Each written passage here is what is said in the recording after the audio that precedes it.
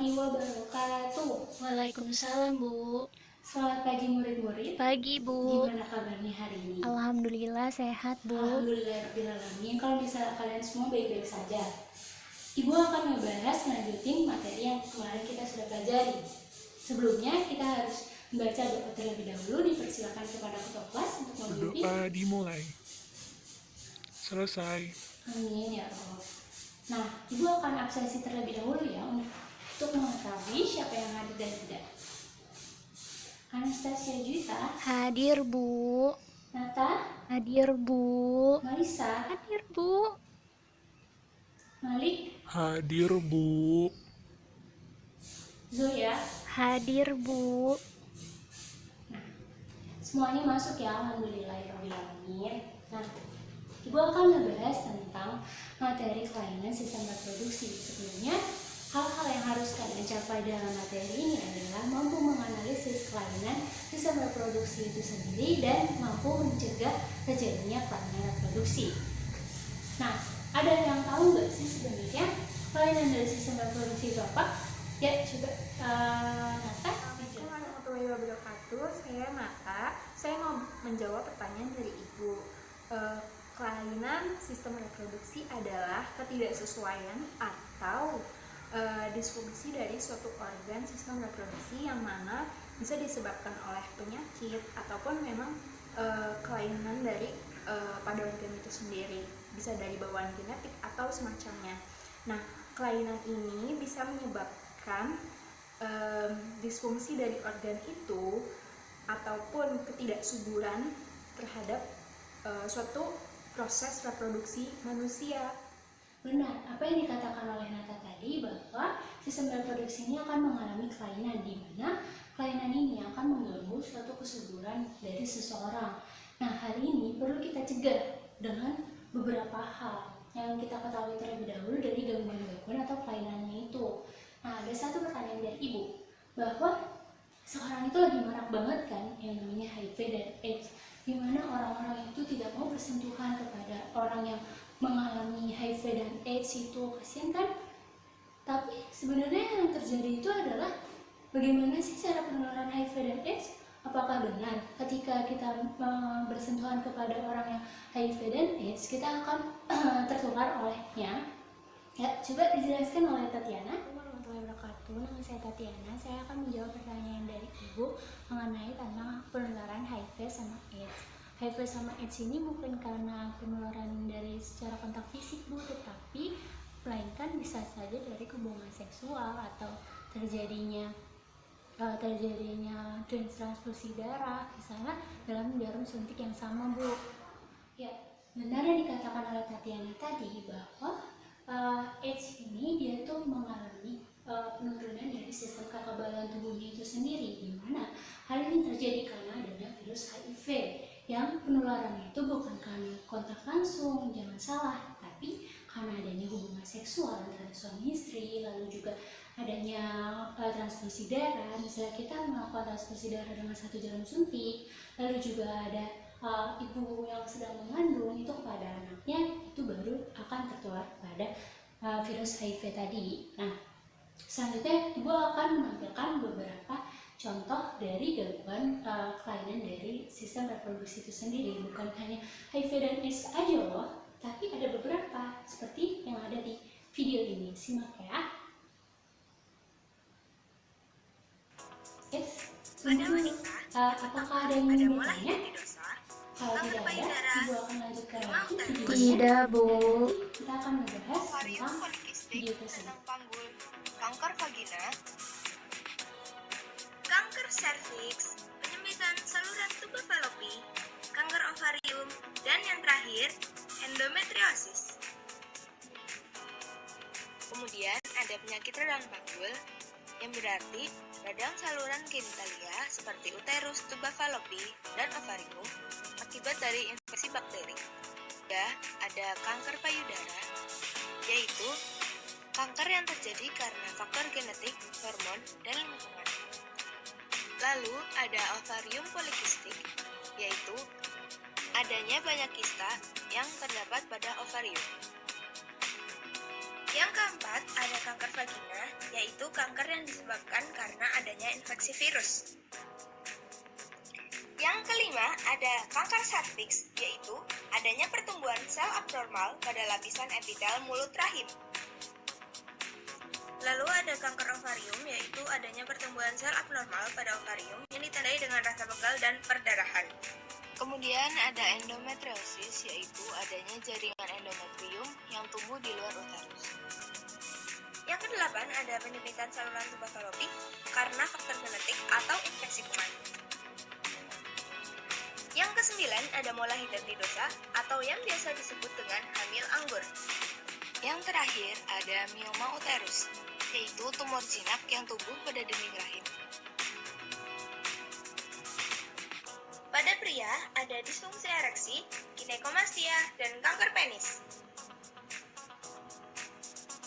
Yang keempat, ada kriptorchidisme, dan yang terakhir ada uretritis.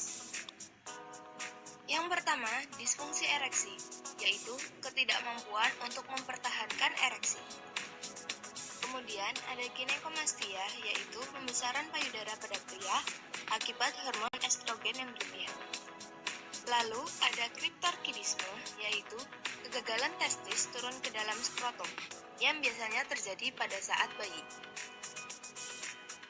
Yang keempat ada kanker penis, akibat dari penimbunan sekresi kental di bawah prepusium. Yang terakhir ada uretritis, yaitu peradangan pada uretra. Baik, Ibu telah menjelaskan beberapa dari gangguan-gangguan kelainan dan Ibu juga memaparkan satu video yang tadi sudah kita tonton. Apakah sejauh ini ada yang ingin bertanya tentang seputar kelainan ini sebelum kita memasuki tahapan berdiskusi kelompok? Ya, coba Anastasia bisa dijelaskan apa yang ingin ditanyakan? Assalamualaikum warahmatullahi wabarakatuh. Nama saya Anas. Saya ingin bertanya, Bu, bagaimana cara kita tahu gejala-gejala yang terjadi akibat sindrom polikistik ovarium atau PCOS, Bu? Lalu penanganannya seperti apa ya, Bu? Terima kasih. Wassalamualaikum warahmatullahi wabarakatuh. Baik, anak-anak sekalian, Ibu akan menjawab pertanyaan dari Anastasia. Tapi sebelumnya kalian harus paham dulu apa yang ditanyakan oleh Anastasia. Sindrom polikistik ovarium. Ada yang tahu sindrom polikistik ovarium itu apa? Sindrom polikistik ovarium adalah sindrom yang dialami oleh seorang perempuan di mana adanya ketidakmatangan ovum atau sel telur karena ketidakseimbangan dari hormon. Hal ini dapat mengakibatkan terjadinya multiple kista di ovarium. Bahaya bukan? Nah, kita harus belajar lebih lanjut gejala-gejala apa aja yang terjadi oleh PCOS ini. Jadi gejalanya itu yang pertama bisa munculnya bulu-bulu halus di wajah, ketiak itu lebih banyak daripada sewajarnya karena hormon androgen yang terlalu berlebih di wanita tersebut. Nah, lalu juga ada siklus menstruasi yang tidak teratur. Siklus menstruasi yang tidak teratur bisa jadi gejala dari si PCOS ini. Nah, selain itu penanganannya itu adalah seperti kalian bisa olahraga secara teratur, lalu makan nutrisi atau makan buah-buahan yang banyak, sayur-sayuran, tidak terlalu tertekan oleh keadaan sesuatu atau yang menimbulkan stres seperti itu. Nah, bisa kita lanjutkan ke materi selanjutnya dengan pembagian kelompok yang Ibu akan bagi menjadi 2 atau 3 orang dalam satu kelompok. Ibu akan membagikan berdasarkan deretan ya. Jadi deretan yang 1, 2, 3 ini menjadi kelompok 1, 1, 2, 3 menjadi kelompok 2 dan seterusnya seperti itu. Ibu akan membagikan lembar diskusi siswa yang akan kalian kerjakan selama beberapa menit dan nanti kita akan bahas pemaparannya dari setiap perwakilan kelompok. Bisa dimengerti anak-anak? Baik, silakan bergabung kepada kelompok kalian masing-masing dan dibikin bundaran ya. Baik, waktunya telah habis ya anak-anak. Nah, Ibu akan memberikan 2 kesempatan kepada 2 kelompok yang beruntung untuk memaparkan hasil lembar diskusinya dan juga mapping yang telah digambar pada setiap masing-masing kelompok serta pemaparannya ya. Bisa dijelaskan oleh kelompok 1 dan juga kelompok 5. Dipersilakan kelompok 1 terlebih dahulu. Ayo kelompoknya Anas, Malik dan juga Nata maju. Assalamualaikum warahmatullahi wabarakatuh. Nama saya Anas, perwakilan dari kelompok 1 ingin menjelaskan tentang LDS yang sudah kami kerjakan dan juga mind mapping. Pemaparan dari mind mapping kami tentang kelainan dari penyakit kelamin wanita. Itu yang pertama itu ada kanker payudara, itu disebabkan karena terjadinya faktor genetik bisa jadi, dan juga karena adanya radiasi juga. Misalnya kita menaruh handphone di bagian kantung, itu bisa mengakibatkan adanya kanker payudara. Lalu yang kedua itu pemaparan tentang kanker serviks. Kanker serviks itu adalah pertumbuhan sel yang secara abnormal pada lapisan epitel mulut rahim. Yang ketiga itu ada kanker ovarium. Kanker ovarium itu adalah pertumbuhan sel abnormal yang terjadi di ovarium itu, dan dia itu mengakibatkan atau menimbulkan gejala-gejala seperti pegal pada punggung dan juga pendarahan. Seperti itu, Bu.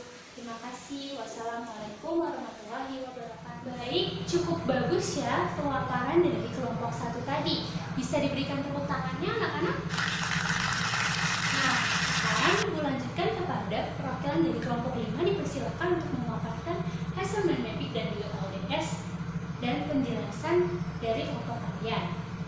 Silakan Tatiana maju untuk perwakilan. Assalamualaikum warahmatullahi wabarakatuh. Nama saya Tatiana. Saya akan memaparkan tentang lembar diskusi siswa yang sudah saya kerjakan dengan teman-teman kelompok 5 saya. Itu berupa mind mapping seperti ini. Itu dibagi menjadi 5 penyakit kelamin. Yang pertama itu ada AIDS dan yang pertama itu ada AIDS, gonor, terus sifilis, herpes, dan juga kandidas. Di mana adanya yang pertama itu AIDS. AIDS ini terjadi karena adanya penyerangan dari virus HIV yang mengakibatkan dari sistem kekebalan tubuhnya kurang. Lalu dia itu diakibatkan dari pergaulan bebas seperti gonta-ganti pasangan, juga jarum suntik yang tidak steril. Yang kedua itu ada gonore. Gonore itu karena bakteri Neisseria. Nah, itu dia itu akan adanya lendir bernanah di uretranya atau pada kelaminnya. Selanjutnya itu ada sifilis. Sifilis ini menularkan bakteri Troponema, dan dia itu gejalanya itu adanya bisul di penis ataupun di rahim. Yang kedua itu ada herpes. Herpes ini adalah luka pada vagina atau penis, di mana berbahaya untuk janin dan otak. Lalu ada juga kandidas. Kandidas ini adalah gejala yang ditimbulkan seperti bercak-bercak bernanah yang menyerang pada vagina atau dinding vagina. Terima kasih. Itulah pemaparan dari kelompok kami. Kurang lebihnya mohon maaf. Wassalamualaikum warahmatullahi wabarakatuh. Baik, terima kasih atas pemaparannya dari kelompok 5. Berikan dulu tepuk tangannya kepada kelompok 5. Nah, terima kasih anak-anak. Sekarang sudah sesi kesimpulan, di mana apakah yang kalian pelajari hari ini? Ada yang bisa menjelaskan atau memaparkannya lagi di depan bersama Ibu? Saya, Bu. Ya, coba Risma maju ke depan untuk menjelaskan apa yang sudah kamu dapat hari ini, pembelajaran apa yang sudah didapatkan pada hari ini. Nama saya Risma. Saya ingin menyimpulkan topik yang dari tadi sudah dibahas oleh teman-teman saya.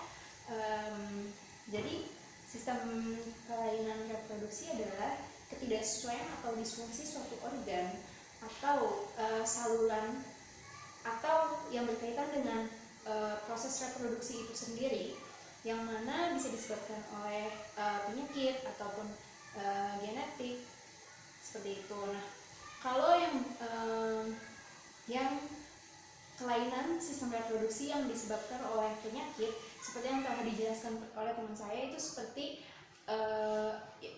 penyakit AIDS atau penyakit sifilis atau penyakit gonor, itu menyerang organ-organ reproduksi. Ada yang bernanah atau mungkin sistem kekebalan tubuhnya itu menurun. Itu juga biasanya disebabkan oleh gonta-ganti pasangan dan ketidakhigienisan dari korban. Gitu sih. Terima kasih. Baik, terima kasih kepada Risma yang telah menjelaskan kesimpulan pada hari ini. Benar yang dikatakan oleh Risma bahwa sistem reproduksi itu tidak luput dari kelainan-kelainannya atau gangguan-gangguannya. Ketika kita tidak melakukan pencegahan terlebih dahulu, itu akan mengakibatkan kelainan atau gangguan seperti pada saluran tuba falopi dan juga pada laki-laki itu kanker prostatnya akan mengalami kanker kanker prostat seperti itu tidak baik ya. Nah, itu harus dicegah dari sekarang.